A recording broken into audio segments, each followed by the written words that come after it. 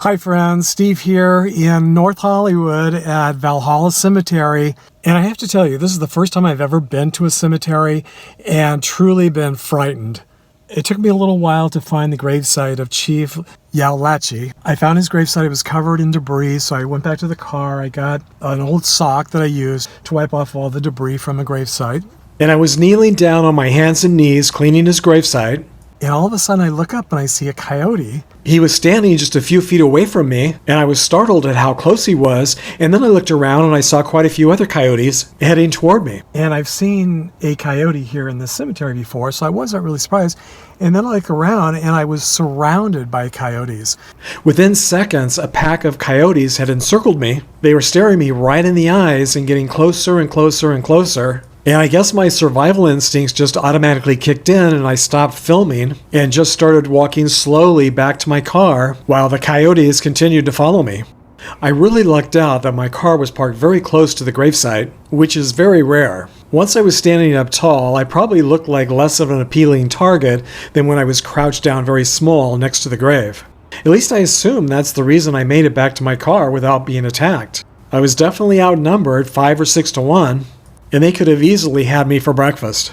The sun was just coming up, the cemetery was almost completely empty, and I was in a very remote part of the cemetery with no one else around. Many of the cemeteries here in Southern California do have signs like this, warning against coyotes and other wild animals, and it's not unusual for me to see a coyote once in a while roaming around the cemeteries, and they usually try to keep their distance from people. But this is the first time I've ever seen a pack of coyotes or wolves who didn't run in the opposite direction when they saw me. A little bit later in the day, when there are more people here in the cemetery, I'm guessing that they probably do keep their distance. But unfortunately, I happen to be an early bird and I travel alone, and that's when these wild animals are on the prowl for breakfast. I guess this is a sign that I need to start sleeping in a little bit later. One of them went right to the grave where I was and just sat right on the grave. The pack of coyotes have gone over there. Actually, there's one just sitting there kind of keeping his eye on me. So I'm assuming as soon as I get out of the car, he's probably going to come back because either he wants to eat me or he thinks I have food to share. I don't know. So I'm going to try to do a real quick video of this gravesite, and then I'm going to head out of this cemetery today. So the pack of coyotes left, but there's this one, I don't know if you can see him, he's right there. He's just been keeping his eye on me this entire time. He was sitting there watching me, and then as soon as I kind of bent down to get closer to the grave, then he stood up and looked like he was ready to come back over. So I think he thinks I've got food, or I'm doing something with food, and so he's just kind of keeping an eye on me. I'm glad the entire pack left. That was actually pretty scary. Okay, he's sitting back down, so I guess he figures I don't have any food.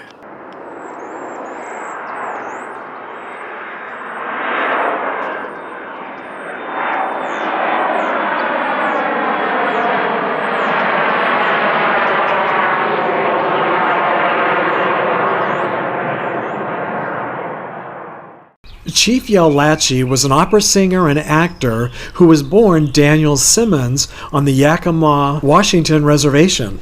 He died in Los Angeles on March 7th, 1966, at the age of 74, and I wasn't able to find his cause of death listed anywhere online.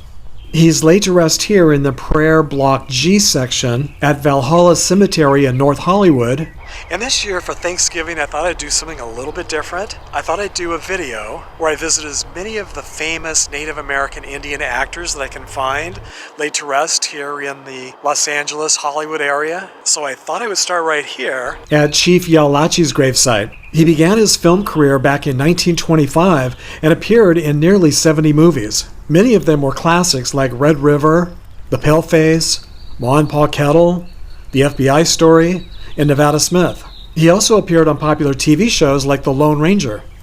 November is Native American Heritage Month, and the day after Thanksgiving is always Native American Heritage Day, which is why I'm choosing to visit and share these gravesites with you now. When it comes to popular culture here in the U.S., cowboys do tend to get most of the attention. So today I thought maybe we could share the love with at least a few Native American Indians. So I'm going to head off to the next cemetery. It'll be a little bit later by the time I get there, so hopefully there won't be any wolves chasing me around that cemetery. About 10 miles southeast of Valhalla Cemetery is Forest Lawn Memorial Park in the city of Glendale. And near the very top of the hill, in the Event Tide section, is the final resting place of Tatzumbie DuPea. She was born in 1849 in Lone Pine, California, into a Piute Native American tribe, and lived to be 120 years old. Because of weathering and age, her headstone is a little difficult to read, but her epitaph states, Native Piute Indian. She died here in Los Angeles on February 26, 1970, and during her life and career, she appeared in a number of movies and TV shows. In the 1930s, 40s, and 50s, she appeared in movies such as Buffalo Bill, Across the Wide Missouri, and Laughing Boy. She also appeared on Western-themed TV shows like Death Valley Days. The section here where she's buried is enormous and possibly the largest section in the cemetery. You can even see the downtown Los Angeles skyline from here. I wasn't able to find her gravesite on my own, so I asked for directions at the gate, and they were very helpful and gave me a map. After I found it, I added a GPS to her Find a Grave memorial page to make it easier for those of you who might want to visit in person. And here's another view in the opposite direction, looking toward the ocean. I'm not sure if that's Hollywood or possibly Century City. I'm curious how many of you visit cemeteries on Thanksgiving or on the Thanksgiving weekend. And how many of you would want to live to be 120 years old, like Tatzumbie DuPea?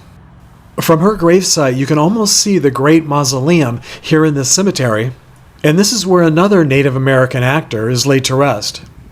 Chief Thundercloud, whose birth name was Victor Daniels, appeared in more than 75 Western-themed films during his career, but he's probably best remembered for being the first actor to play Tonto, the Lone Ranger's Native American companion, in the 1930s big-screen Lone Ranger serial. He died following surgery for stomach cancer in Ventura, California on December 1st, 1955, at the young age of 56. He was born in Santa Cruz County, Arizona, and according to online information, it's unclear if he was Creek or Cherokee.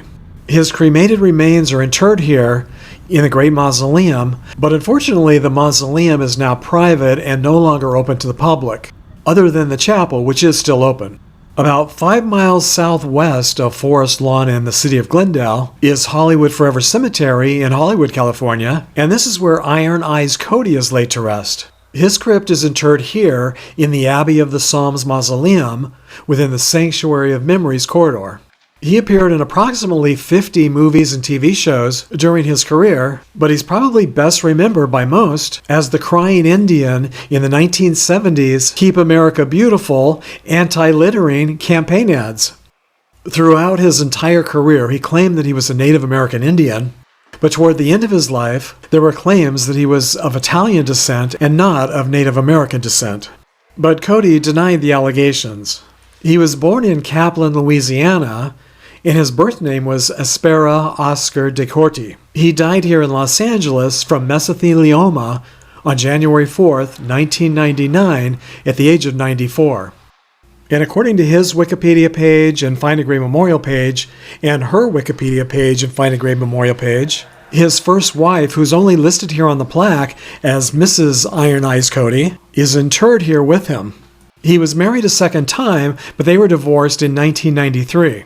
His first wife's name was Bertha Alden Parker Cody. Her nickname was Birdie, and she died October 8, 1978, at the age of 71.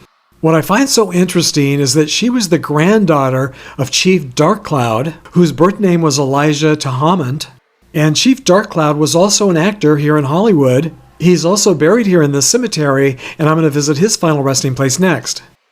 According to our Wikipedia page, Birdie was also an actress here in Hollywood, but I wasn't able to locate online any information about which movies and TV shows she appeared in. She was also one of the first female Native American archaeologists. According to his Find a Grave Memorial page, Birdie's grandfather, Chief Darkcloud, is buried in Section 10W within this cemetery.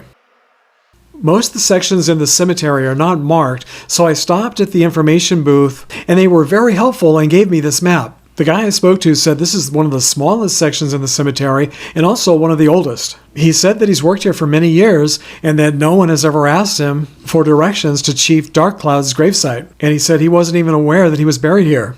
Unfortunately, after walking up and down every single row and looking at every single headstone, I was never able to locate his gravesite. When I spotted this headstone, which appears to be a Native American name, I got excited and thought that maybe I was close, but I never did find it. The photo of his headstone on his Find a Grave memorial page looks very much like all the grave sites in this section as far as the style and the lettering, but it's possible that after all of these years, his headstone has been taken or removed. It's also possible that his Find a Grave memorial page information is incorrect and that he is actually laid to rest in a different section within the cemetery. If any of you happen to know, please share with us in the comments section. Chief Darkcloud died here in Hollywood on October 17, 1918, at the age of 62 or 63. He first appeared in a D.W. Griffith silent film in 1910. When you think about old Hollywood, it doesn't get much older than this. This week, I want to give a shout out and a very big thank you to my newest Patreon supporter, Paul Pruitt. I also want to thank all of my new subscribers who have been helping to make my channel grow in that way as well. And in case you're wondering, this is Iron Eyes Cody's star on the Palm Springs Walk of Stars in downtown Palm Springs, California. So if you enjoyed today's video, I hope you'll join me in another trip to the past by clicking and watching this video here. Until next time, thanks for sharing the memories, everybody.